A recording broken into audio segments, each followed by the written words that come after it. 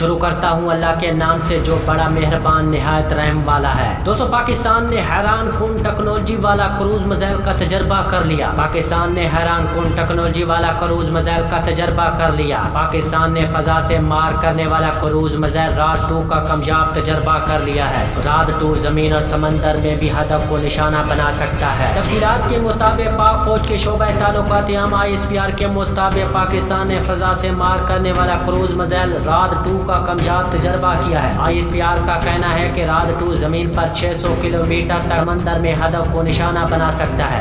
Cruise missile میں جدید ترین navy system موجود ہے۔ اور آخر میں آپ دوستوں سے ریکویسٹ ہے کہ اگر ویڈیو پسند آئے تو اسے لائک کریں اور ہمارے چینل لائٹ پوائنٹ کو سبسکرائب کر کے بیل آئیکن کو پریس کریں تاکہ ہر نئی آنے والی ویڈیو سب سے پہلے آپ دیکھ سکیں۔